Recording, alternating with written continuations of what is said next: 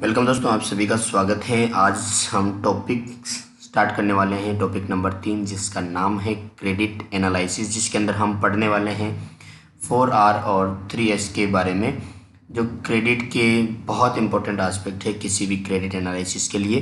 तो credit analysis जो है, यानी कि कोई भी जो ऋण देने वाली संस्था है, ठीक है, तो ऋण देने वाली जो संस्था है वो क्या करती है कि ऋण देने से पहले जो है उसके कुछ पैरामीटर्स होते हैं जिन के माध्यम से वो है ऋण जो लेने वाला व्यक्ति है उसके बारे में जानती है, ठीक है। और अच्छी तरह से जब ये कंफर्म हो जाती है कि हाँ, हम जिसको ऋण दे रहे हैं वो टाइम से रीपे कर सकता है, ठीक है, या जो ऋण ले रहा है वो उसको एक अपने प्रोडक्शन को बढ़ाने के लिए, अपने बिजनेस के डेवलपमेंट के लिए जो ऋण ले रहा है, क्या वाकई ये क्रेडिट जो है इसको देना चाहिए या नहीं देना चाहिए, ठीक है। तो क्रेडिट एनालिसिस जो है ये बहुत ज़रूरी होता है किसी भी इंस्टीट्यूट के लिए कि जो ऋण वो प्रदान कर रहे हैं क्या वो सही व्यक्ति को ऋण प्रदान कर रहे हैं। तो ऐसे बहुत सारी चीज़ें हैं, ऋण देने से पहले उसका एनालिसिस किया जाता है। तो आइए जानते हैं कौन कौन से क्रेडिट एनालिसिस के पैरामीटर्स हैं, जिसके अंदर सबसे पहले हम बात करने वाले हैं आज 4Rs के बारे में। तो 4R जो है, जिसके अंदर जो फर्स्ट R है वो है आपका return from the investment. Return from the investment यानी कि जो भी लोन लेने वाला व्यक्ति है, ठीक है, तो ये जो व्यक्ति हैं इसको ऋण देने वाला यानी कि जो बोरोवर है, ऋणदाता जो है, यानी कि जो बोरोवर जो है ये क्या करता है, ये पहले से क्या उसको वेरीफाई करता है, इस बात की वो पुष्टि करता है कि क्या ऋण प्रदान करने के बाद में, इसको ऋण प्रदान करने के बाद में कि जो वो इन्वेस्टमेंट करेगा उस इन्वेस्टमेंट से कितना रिटर्न मिलने वाला है।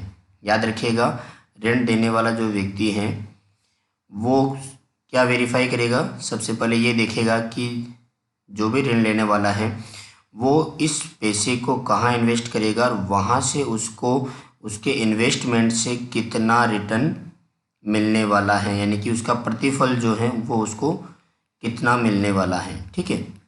रिटर्न फ्रॉम द इन्वेस्टमेंट जो है फर्स्ट आर अपन पढ़ रहे हैं, इसके अंदर जो ऋण देने वाला व्यक्ति है वो ये पुष्टि करता है, ये देखता है कि उसके माध्यम से जो भी ऋण दिया जाएगा उससे वो कहाँ पर इन्वेस्ट करेगा और वहाँ से उसको कितना प्रतिफल मिलने वाला है, ठीक है।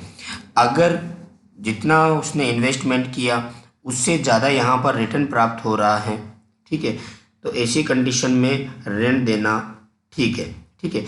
लेकिन अगर जो है रिटर्न वहाँ से अच्छा नहीं मिल रहा है तो उस कंडीशन में ऋण देना ठीक नहीं है। यानी कि जो रिटर्न है, अगर हम एग्रीकल्चर की बात करें तो रिटर्न जो है वो डिपेंड करता है कि क्या बोया जाएगा, ठीक है, कैसे बोया जाएगा, कितना बोया जाएगा, कब बेचा जाएगा, कहाँ बेचा जाएगा, ठीक है।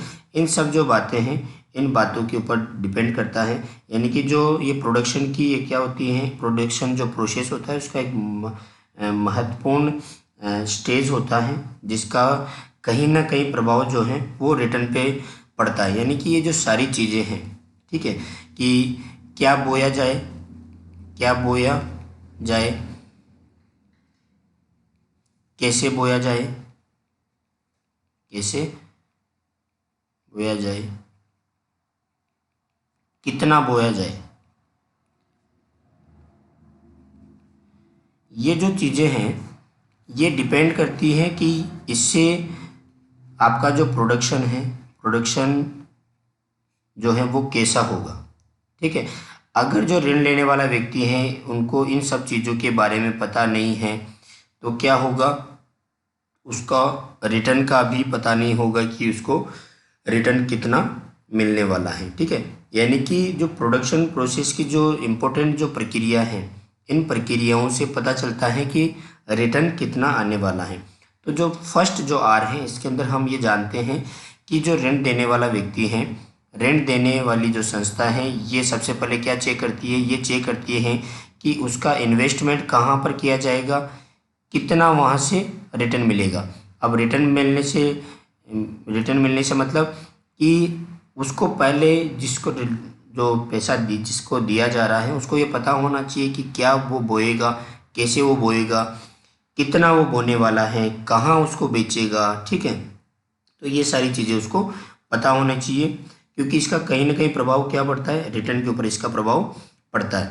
यानी कि ऋण जो है इसका जब इन्वेस्टमेंट करते हैं तो इन्वेस्टमेंट करने के बाद में क्या है कि यहाँ पर ब्याज भी लगने वाला है। ठीक है, तो जो रिटर्न होना चाहिए वो कितना होना चाहिए कि जो आपका जो मूलधन है, यानी कि जो प्रिंसिपल अमाउंट है और जो इंटरेस्ट है, इससे ज़्यादा क्या होना चाहिए, इससे ज़्यादा होना चाहिए आपका रिटर्न जो आपको प्राप्त होने वाला है।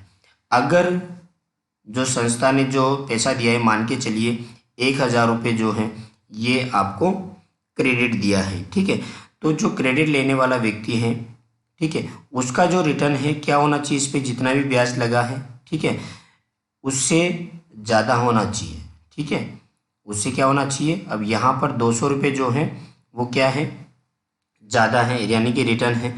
ठीक है, यानी कि जितना इन्वेस्टमेंट हुआ है उससे ज़्यादा क्या होना चाहिए, रिटर्न होना चाहिए। ऐसी ही कंडीशन बताती है हमारा फर्स्ट आर, जिसके अंदर हमने जाना कि किस तरह से एक बोरोवर जो है वो ये चेक करता है कि इन्वेस्टमेंट से कितना रिटर्न मिलेगा। रिटर्न अगर प्रिंसिपल अमाउंट और ब्याज से ज़्यादा है, ठीक है, तो उस कंडीशन में ऋण दाता जो है वो उसको ऋण देने के लिए तैयार हो जाता है। ठीक है, चलिए बढ़ते हैं अगले आर की तरफ।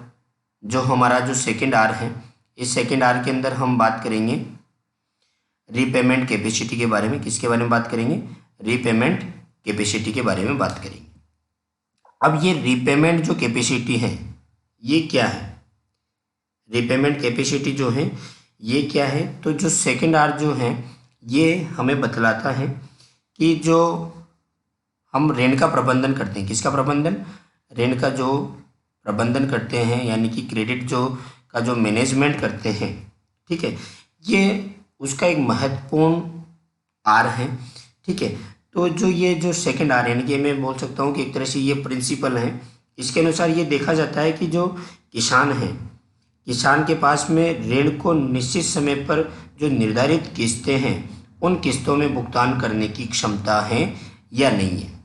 जो सेकंड वाला जो प्रिंसिपल है ये क्या बताता है, ये बताता है कि कोई भी जो किसान है, इस किसान के पास में जो ऋण है, इसने जो ऋण लिया है उस ऋण की जो किस्तें हैं उन किस्तों को चुकाने की जो क्षमता है, यानी कि उसको जो रीपे करने की जो क्षमता है वो है या नहीं है। ठीक है, अब किसान के पास में जो आय है, ठीक है, ये आय अगर जो उसका जो ऋण भुगतान है, अगर ऋण भुगतान की किस्तों के अनुसार है, ठीक है, तो यहाँ पर ऋण देने वाली संस्था को ऋण देने में कोई प्रॉब्लम नहीं होगी। यानी कि एक तरह से मान के चलिए कि किसान की जो इनकम है, ठीक है, किसान की जो इनकम है ये क्या बतलाती है, ये बतलाती है रीपेमेंट कैपेसिटी को। यानी कि मैं बोल सकता हूँ repayment capacity is the function of income. यानी कि जो रीपेमेंट कैपेसिटी है ये किससे पता चलती है, ये किसान को प्राप्त होने वाली इनकम से चलती है, उसकी आय से पता चलता है कि वो टाइम पर जो है किस्तों को रीपे कर सकता है या नहीं कर सकता। ठीक है, अगर वो रीपे कर सकता है तो उस कंडीशन में ऋण देने में कोई प्रॉब्लम नहीं है। लेकिन अगर इसकी अपोजिट जो होती है कंडीशन, उस कंडीशन में क्या है कि किसान को ऋण नहीं दिया जाता। ठीक है, चलिए बढ़ते हैं अगले आर की तरफ। जो आपका थर्ड नंबर का आर है ये बतलाता है रिस्क बेरिंग एबिलिटी को। किसको बताता है, रिस्क बेरिंग एबिलिटी, यानी कि जोखिम वहन करने की जो क्षमता है इसको बताता है। ये हमारा आर का जो थर्ड जो प्रिंसिपल है इसके बारे में जो हमारा जो थर्ड आर है क्या बोलता है। आप यहाँ पर देखिए कि रिस्क बेरिंग एबिलिटी यानी कि जोखिम वहन करने की जो क्षमता है, ये आर हमें बताता है कि जो ऋण देने वाली जो संस्था है, ऋण देने वाली संस्था है, वो सबसे पहले क्या सुनिश्चित करती है कि जो फार्मर है, इस फार्मर के पास में अगर यहाँ पर क्या हो गया कि अगर इसने जो लोन लिया है उस कंडीशन में अगर इसके खेत से, इसके फार्म से अगर प्रोडक्शन नहीं होता है, यानी कि उत्पादन नहीं होता है, या फिर क्या होता है कि प्रोडक्शन की जो मात्रा है वो क्या हो, कम हो।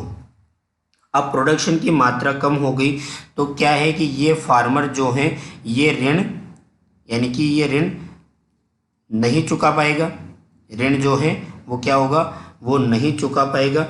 अब जब इसके ऋण चुकाने की क्षमता नहीं है, ठीक है, क्योंकि आप सब जानते हैं एग्रीकल्चर जो बिजनेस है ये क्या है, नेचर पर डिपेंड करता है। हो सकता है ऐसी परिस्थिति हो जाए कि ओलावृष्टि हो जाए, या कोई भी ऐसी परिस्थिति, पानी की कमी हो जाए, ठीक है, या किसी तरह की कोई डिजीज़ लग जाए, प्रोडक्शन नहीं हुआ, लेकिन किसान ने जो ऋण लिया है, ऋण चुकाना तो ज़रूरी है। जब ऐसी परिस्थिति आ जाती है, ठीक है, तो क्या हो कि किसान जो है अपने ऋण को चुका सके। तो ऐसी कंडीशन में बैंक जो है या जो संस्था है वो सबसे ये चेक करती है कि अगर ऐसी विपरीत परिस्थिति आती है तो किसान के पास में जो है ऐसी संपत्ति है या नहीं है जिसको बेचकर वो ऋण को चुका सके। याद रखिएगा, यानी कि जो फार्मर के पास में जो भी संपत्ति होती है, ठीक है, इस संपत्ति को जो है उसकी रिस्क बेरिंग एबिलिटी माना जाता है, यानी कि विपरीत परिस्थितियों में जो है इस संपत्ति को बेचकर वो क्या है, ऋण को चुका सकता है, ऋण को रीपे कर सकता है। ठीक है, यानी कि ये मान के चलिए कि किसान की जोखिम वहन करने की जो क्षमता है ये कौन दर्शाती है, यानी कि किसान के पास में उपलब्ध जो संपत्ति है वो उसकी जोखिम वहन करने की क्षमता को दर्शाती है। ठीक है, ध्यान रखिएगा, किसी भी प्रकार का जोखिम हो सकता है, चाहे वो उत्पादन जोखिम हो सकता है, यानी कि मौसमी जोखिम हो सकता है, कीमत की जो अनिश्चितता हो सकती है, इस तरह का जोखिम हो सकता है। तो जब भी कोई ऐसी विकट परिस्थिति आ जाती है उस कंडीशन में बैंक पहले से अपने आप को सेफ जोन में ले जाके देखते हैं कि अगर ऐसी परिस्थिति किसान के साथ में होती है तो क्या वो जो है लोन को रीपे कर सकता है या नहीं, उस वस्तु को बेचकर, उस संपत्ति को बेचकर। तो हमारा ये 3rd नंबर का आर था। अब बात करें 4th नंबर में, जो कि बहुत इंपॉर्टेंट है एग्जाम के दृष्टिकोण से, यहाँ से क्वेश्चन बनने के जो चांसेस होते हैं वो बहुत ज़्यादा होते हैं, तो आप ध्यान रखिएगा। 4th नंबर आर जो है हमारा है रीपेमेंट प्लान। कौन सा है, रीपेमेंट प्लान। रीपेमेंट प्लान जो है, यानी कि जो है इसके अंदर क्रेडिट एनालिसिस के 4th आर जो है, इसके अंदर हम ये देखते हैं कि जो किसान है, किसान जब उसको लोन स्वीकृत हो जाता है तो वो उस वापस जो लोन का जो रीपेमेंट करेगा, उसके लोन का जो रीपेमेंट करेगा वो कौन से मेथड से रीपेमेंट करेगा, यानी कि कौन सी विधि से जो है, कौन सी विधि से वो पेमेंट करेगा। ठीक है, तो अब इस जो ये मेथड है, इसके जो रीपेमेंट प्लान है, ये किसान के पास में जो इनकम होती है, किसान की जो इनकम होती है उस इनकम के आधार पे रीपेमेंट प्लान जो है वो चूज किया जाता है। यानी कि किसान के पास में जो है पैसे की जो इनकम होगी वो किस तरह से होगी, उसके आधार पर जो है रीपेमेंट प्लान को चुना जाता है। ठीक है, यानी कि जो ऋण अदायगी योजना है इसमें किसान के पास में इनकम का सोर्स किस तरह का रहेगा, मंथली रहेगा, 6 माही रहेगा, या 1 वर्ष का रहेगा। ठीक है, तो अलग अलग इस तरह के रीपेमेंट होते हैं। किसान को एक साथ पैसे मिलने वाले हैं, या फिर किसान को जो है अंतराल में, किसान या किसी भी तरह का एग्रीकल्चर सेक्टर का जो बिजनेस मैन है वो उसको इनकम किस तरह का रहेगा, उसी के आधार पे क्या है ये रीपेमेंट प्लान हमें बताता है। इसके अंदर क्या है, अलग अलग टाइप होते हैं, जिसके अंदर हम रीपेमेंट प्लान का जो है फर्स्ट टाइप देखते हैं। यहाँ पर ये है आपका single repayment plan. Single repayment जो प्लान है इसको हिंदी में बोलते हैं एक मुश्त ऋण अदायगी योजना।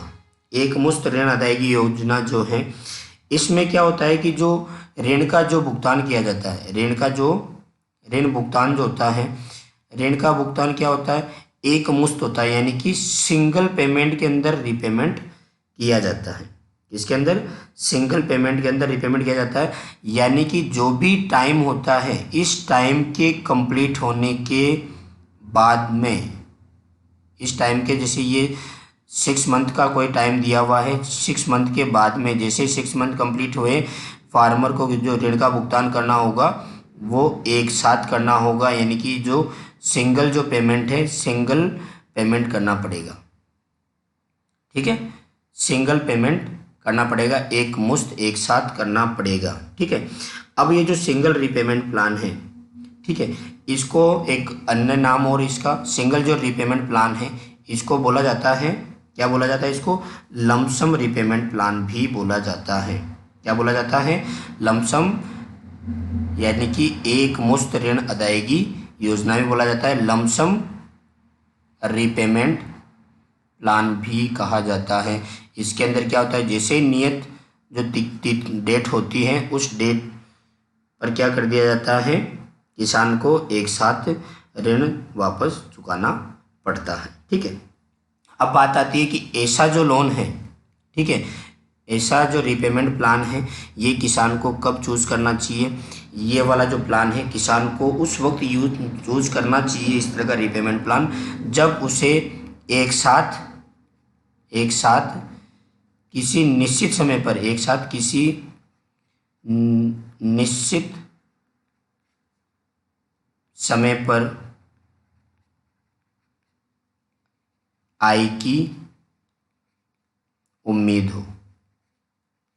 याद रखिएगा, इस तरह का जो प्लान है किसान को कब लेना चाहिए, इस तरह का रीपेमेंट प्लान किसान को तब लेना चाहिए जब उसे किसी एक निश्चित पर्टिकुलर समय पर इनकम की उम्मीद हो कि एक साथ उस वक्त पैसे आएंगे और यहाँ से एक साथ हम इसका रीपे करेंगे।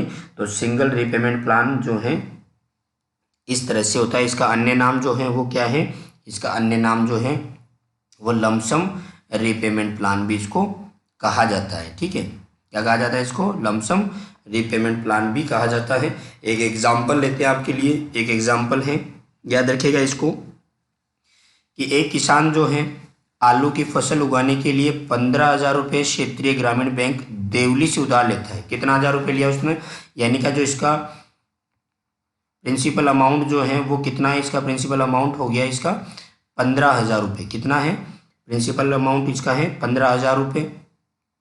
यदि ब्याज की जो दर है वो कितनी है, 12% वार्षिक हो, वार्षिक जो सालाना जो इसकी ब्याज दर है वो कितनी है, यानी कि इसकी जो इंटरेस्ट रेट है वो कितनी है, इसकी इंटरेस्ट रेट है 12% जो है। ठीक है, जो भुगतान का जो समय दिया गया है यहाँ पर कितना दिया गया है, 6 माह दिया गया है। कितना दिया गया है, समय दिया गया है कितना, यहाँ पर टाइम कितना है, 6 मंथ। कितना है, 6 मंथ। अब यहाँ पर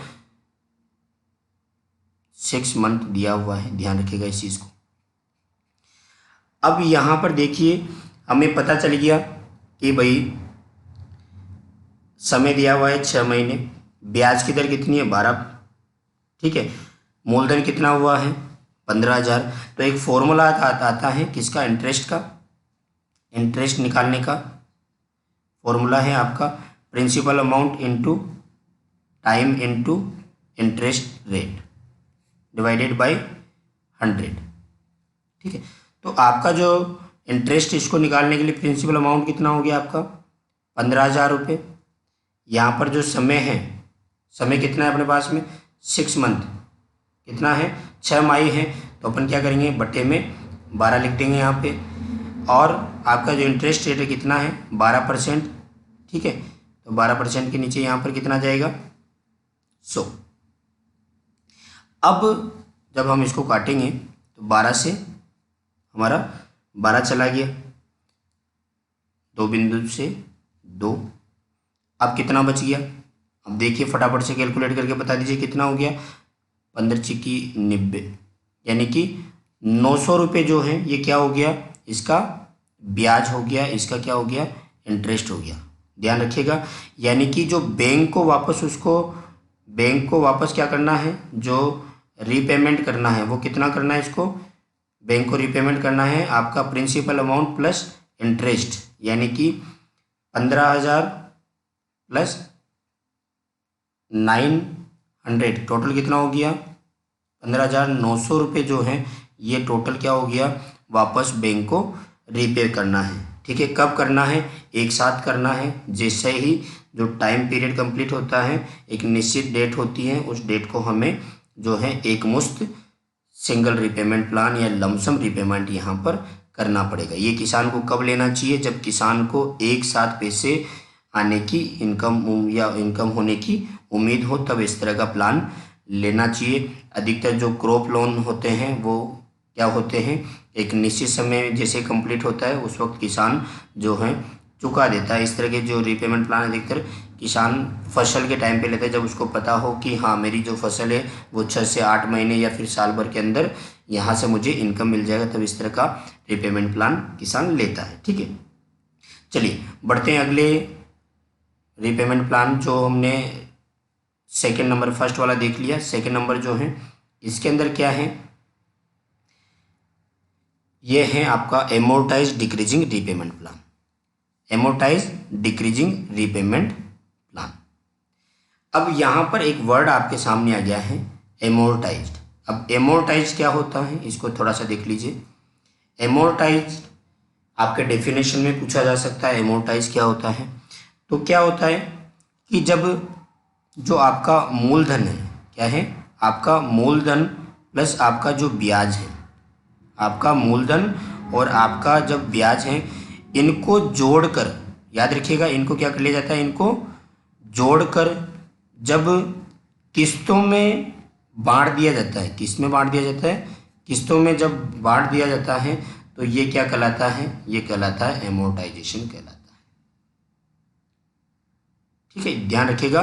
परिशोधन क्या होता है, जब मूलधन और ब्याज की राशि को जोड़कर इनको किस्तों में बांट दिया जाता है तो ये क्या होता है, एमोर्टाइज कहलाता है।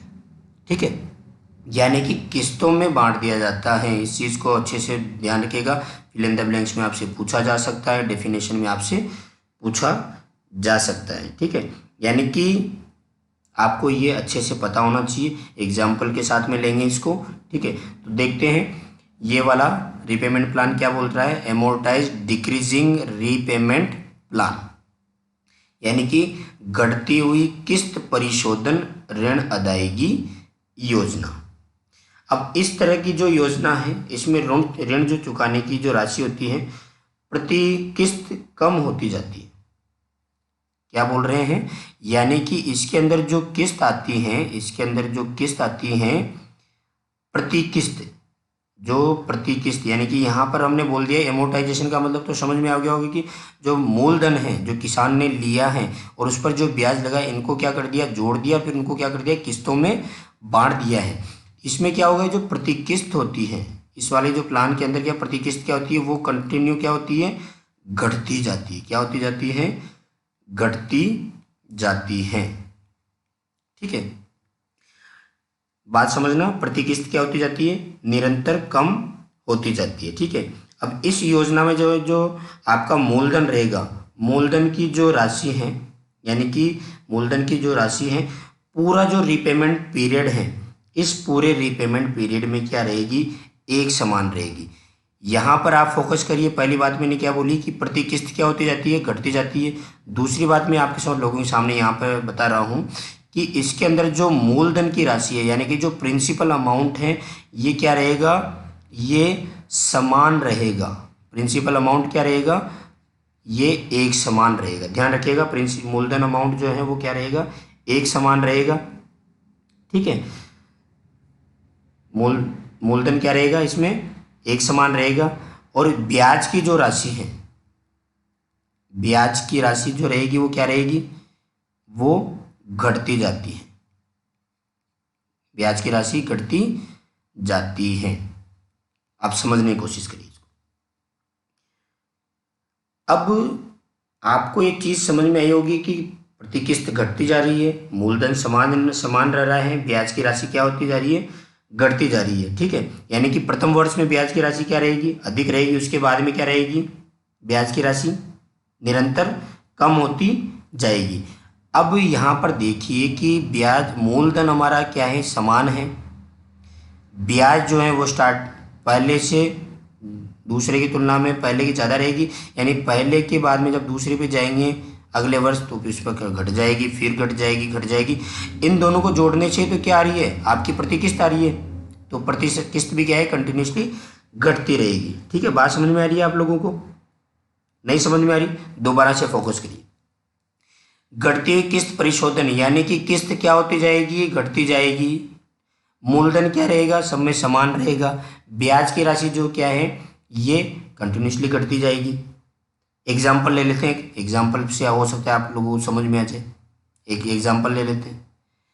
एग्जाम्पल क्या बोल रहा है, ले लो एग्जाम्पल।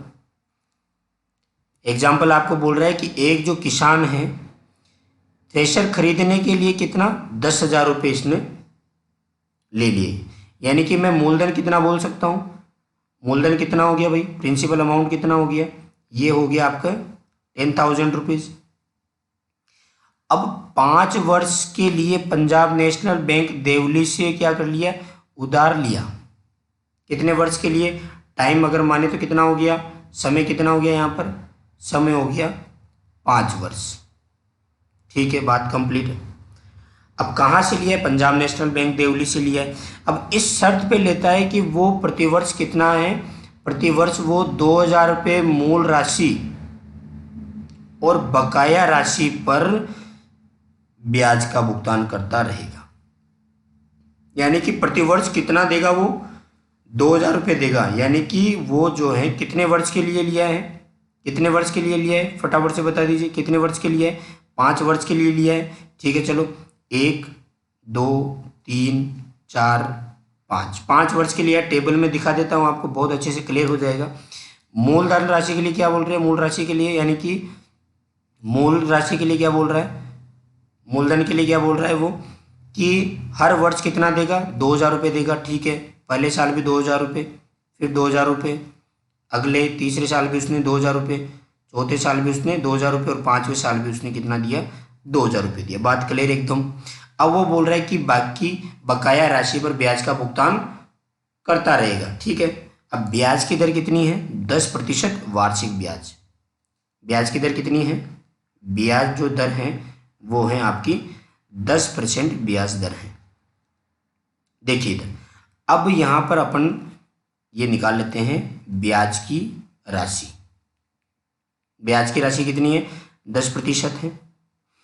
यहाँ पर उसने इस पॉइंट को आप ध्यान रखिएगा, बकाया राशि पर कितना ब्याज का भुगतान करता रहेगा, यदि ब्याज की दर कितनी है, 10%, तो किसान को प्रति वर्ष भुगतान राशि का विवरण बताना है अपने को, यानी कि उसने भुगतान कितना किया ये बताना है अपने को, भुगतान राशि कितनी होगी।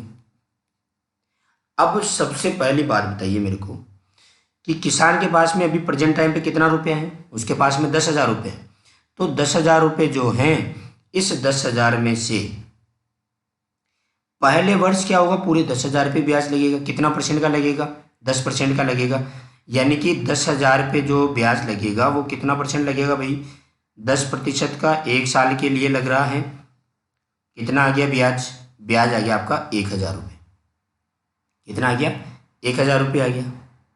तो भुगतान वाली, यानी कि पहले साल इतना कितना पैसा दिया, 2,000 तो इसने फिक्स कर ही लिया था, 1,000 लग गया इस पर ब्याज, यानी कि पहले साल इसने 3,000 रुपये दिए। यहाँ पर मैं एक वो टेबल में नोट कर लेता हूँ, इसको बोलेंगे अपन बैलेंस राशि। अब जो है किसान ने जो मूलधन में से 2,000 रुपये दे दिए, तो अब उसके पास में बैलेंस राशि कितनी रहेगी, अब उसके पास में रहेगी 8,000 रुपये, यानी कि अब 8,000 का ही ब्याज देना है। अब अगली बार उसने 2,000 रुपये दे दिए, अब 8,000 पे ब्याज कितना लग गया, 10% ब्याज कितना हो गया, सीधा सा निकाल लीजिए।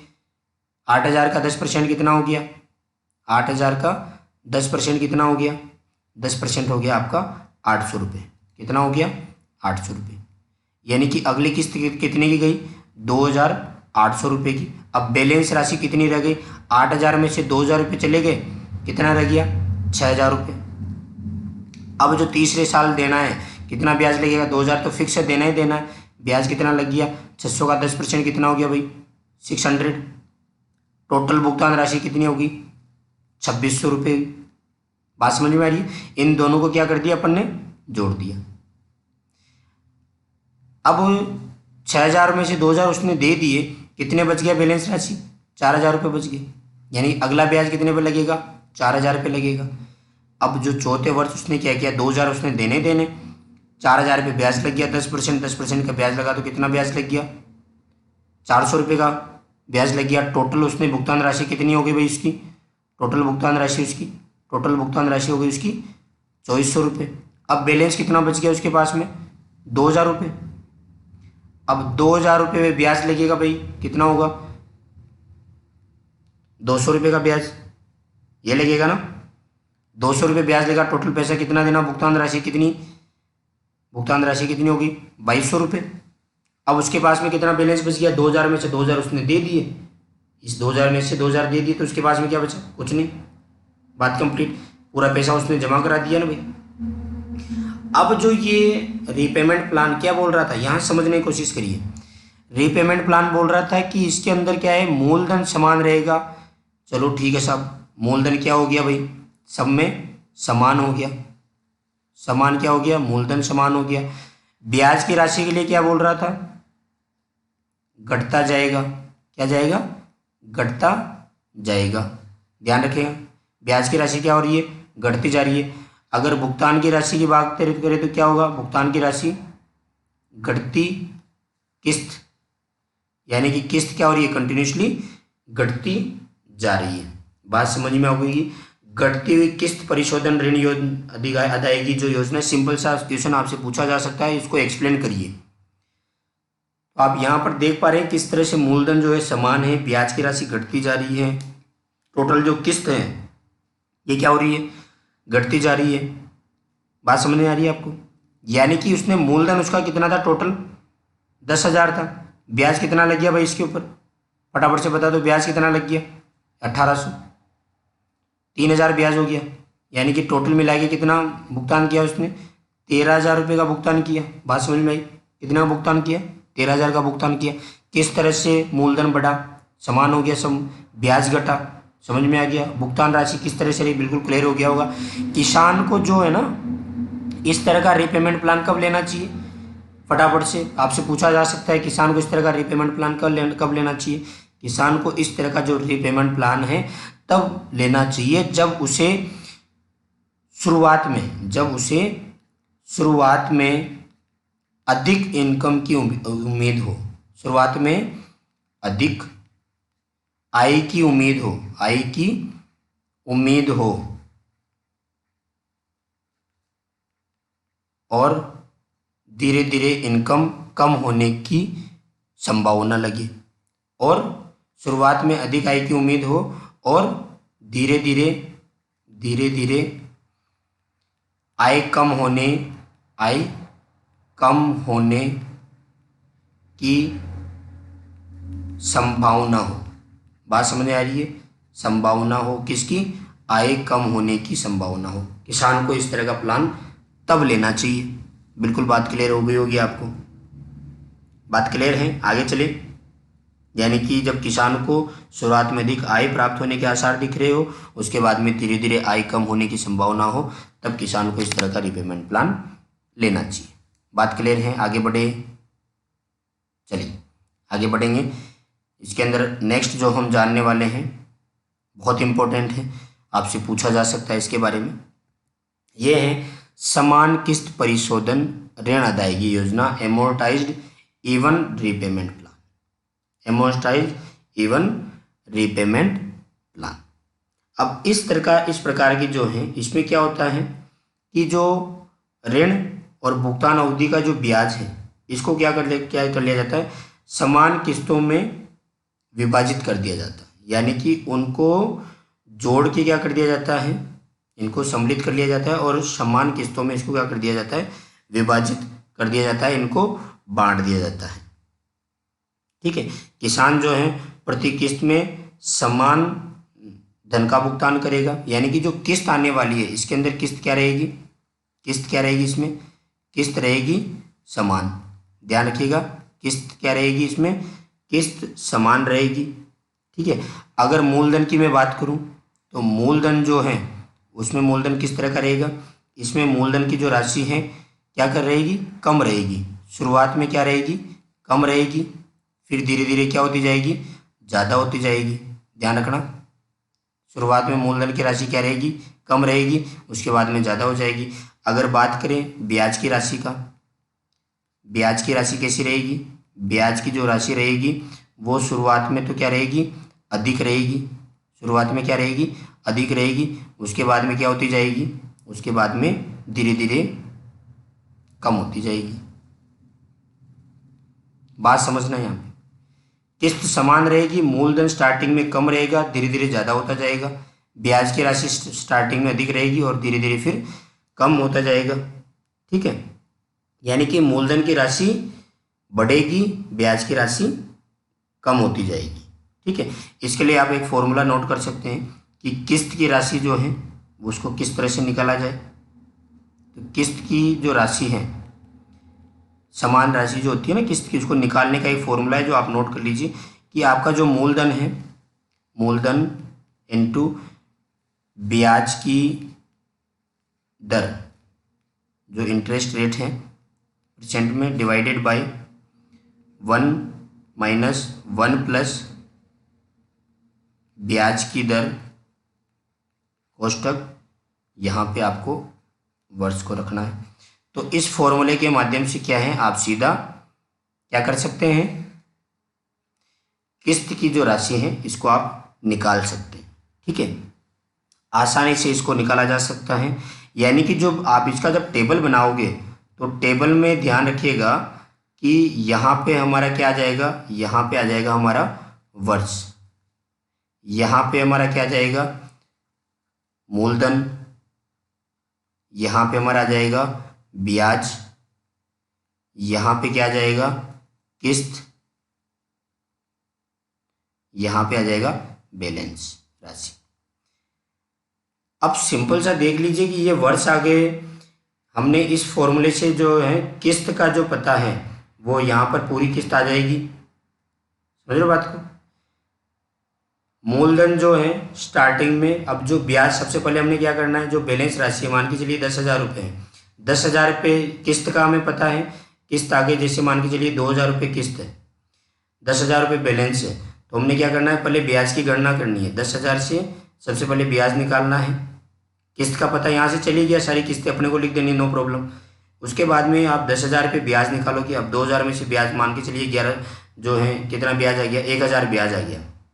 कितना आ गया, 1,000 का ब्याज आ गया। अब आप यह देखिए कि टोटल क्या राशि कितनी है, 2,000 है, तो 1,000 ब्याज आ गया, तो उसमें से माइनस करेंगे तो कितना आ जाएगा, 1,000 मूलधन आ जाएगा। इस तरह से जो बैलेंस राशि बची उसमें कितना ब्याज लगा, उस ब्याज को कहाँ से माइनस करेंगे, किस्त में से माइनस करेंगे और आपका मूलधन आ जाएगा। इस तरह से जो है ये इस मेथड के माध्यम से रिपेमेंट किया जाता है। बहुत प्यारा और बहुत ही ईजी है। ये तीनों मेथड आपको पता होने चाहिए। एग्ज़ाम के अंदर जो है डिफरेंस बिटवीन में आपसे पूछा जाता है, तो आप जो है बहुत अच्छे से इनको देख लीजिए। एमोर्टाइज decreasing repayment plan, एमोर्टाइज even repayment plan exam के दृष्टिकोण से महत्वपूर्ण है।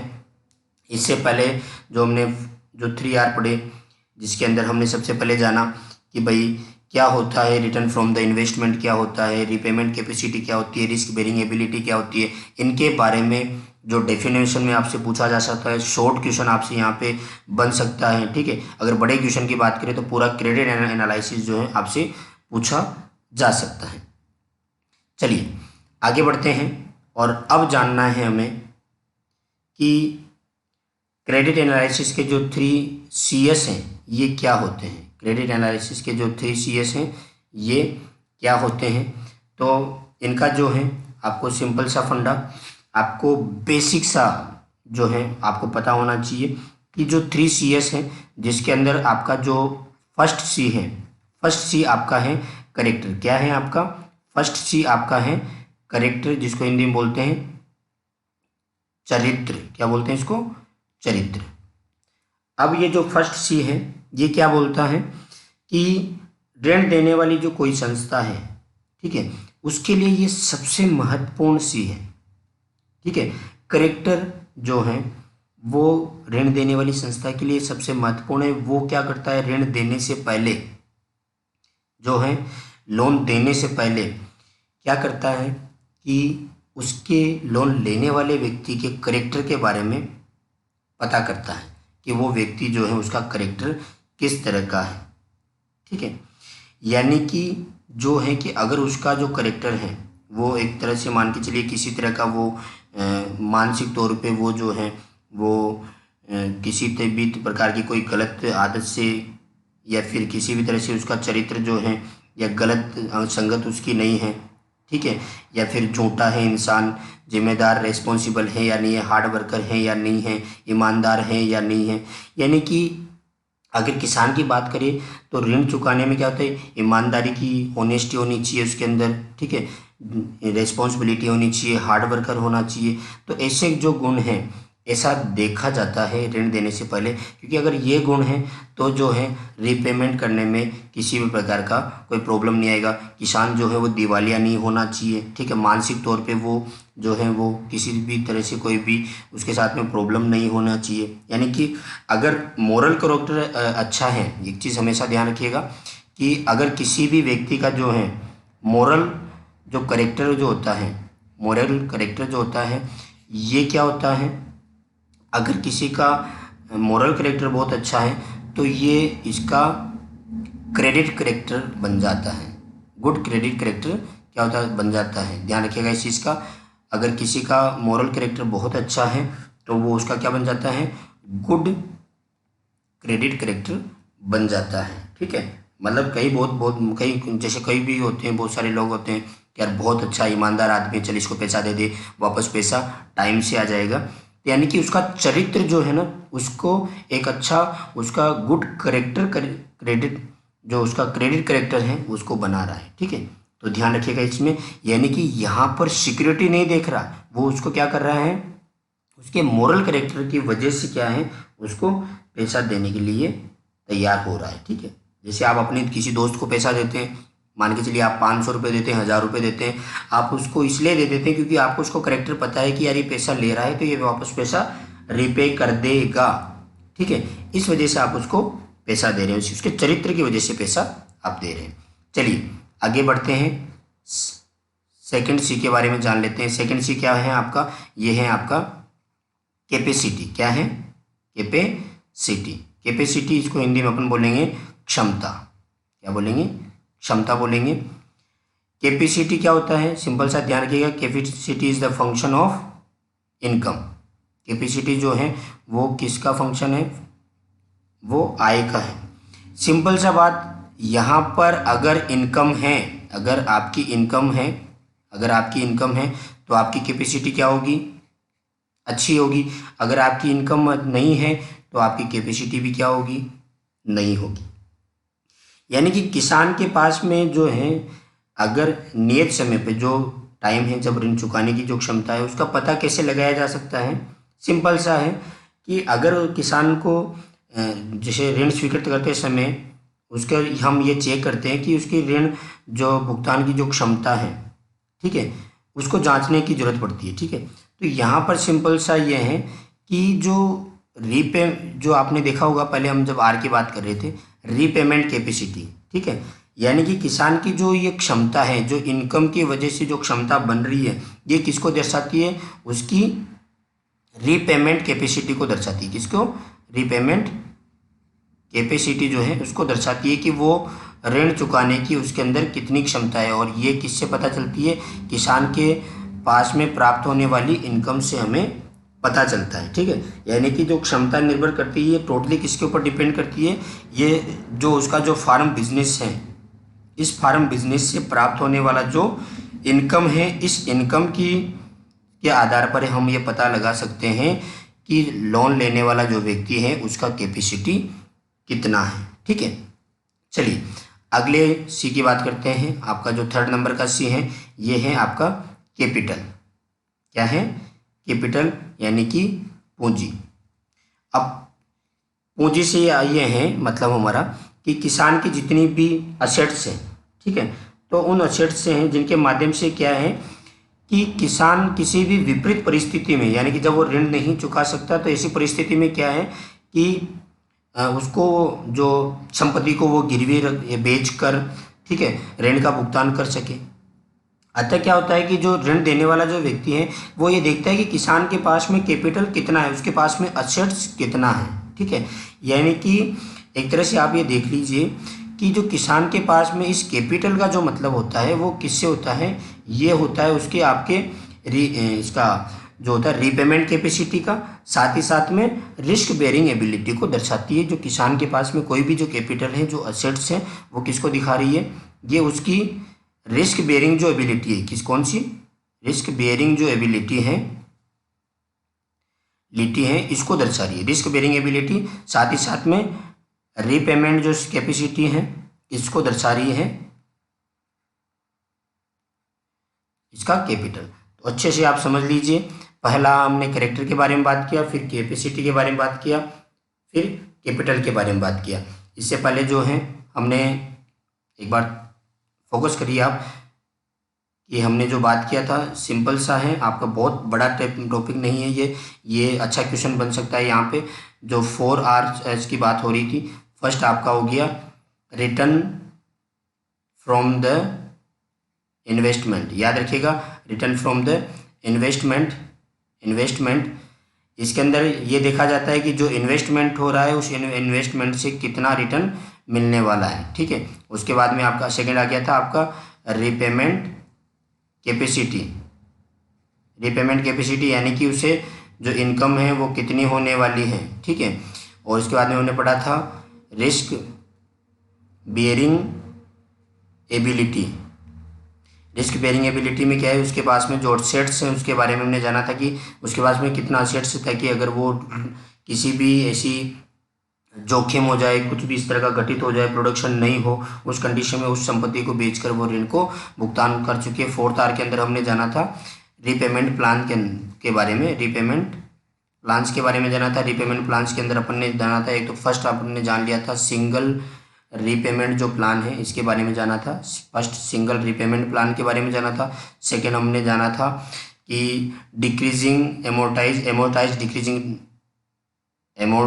डिक्रीजिंग रीपेमेंट प्लान के बारे में जाना था। इसके अलावा हमने जाना था एमोर्टाइज इवन रीपेमेंट प्लान के बारे में जाना था। उसके बाद में हमने पढ़ा 3 Cs के बारे में, जिसके अंदर फर्स्ट आपका जो था वो करेक्टर था, ठीक है। उसके बाद में हमने जाना इसका कैपेसिटी के बारे में, कैपेसिटी के बाद में हमने इसके जो 3rd नंबर का C है उसके बारे में जाना, कैपिटल के बारे में। तो यहाँ से जो है बहुत अच्छा सा क्वेश्चन बन सकता है। यहाँ से आपका जो है देख लीजिए कि आप ऑब्जेक्टिव में जो है बहुत अच्छे क्वेश्चन यहाँ से बनने के चांसेस होते हैं। फिल इन द ब्लैंक्स में जो है आपका डेफिनेशन जो है एमोर्टाइज वाला, ये डेफिनेशन आपका बिल्कुल बनने का चांसेस होता है। साथ ही साथ में आप ध्यान रखिएगा जो capacity is the function of income, इस तरह का भी आपसे पूछा जा सकता है, तो ध्यान रखिएगा इस चीज़ का। और अगर बात करें तो डिफरेंस बिटवीन में जो है ये क्वेश्चन जो है आपका डिफरेंस बिटवीन में पूछा जा सकता है। बड़ा क्वेश्चन यहाँ से जो है इससे पूछा जा सकता है। 4 RS जो है यहाँ पर बड़ा क्वेश्चन बनने के चांसेस बनते हैं, ठीक है। चलिए आज का टॉपिक यहीं ख़त्म करते हैं। अगर चैनल पे पहली बार विजिट किया और वीडियो अच्छा लगा हो तो लाइक करके जरूर जाइएगा। और इसी तरह से इस सब्जेक्ट से रिलेटेड बहुत सारे वीडियो आपको इसी चैनल पे मिलने वाले हैं। आप उन वीडियोस को देखिए और जल्दी से जो भी आपको क्यूरीज होती है कमेंट बॉक्स में आप डालिए। साथ ही साथ आप जो हैं सब्सक्राइब करना ना भूलें। आप जो हैं आपको यहाँ पर ऑफिशियल अविनाश जांगिड जो है आपका जो ID है इंस्टाग्राम पे, आप वहाँ पे फॉलो कर सकते हैं, DM कर सकते हैं किसी भी प्रकार के स्टडी मटेरियल के लिए। Thank you so much. Hopefully आपको ये वीडियो बहुत अच्छा लगा होगा। Thank you.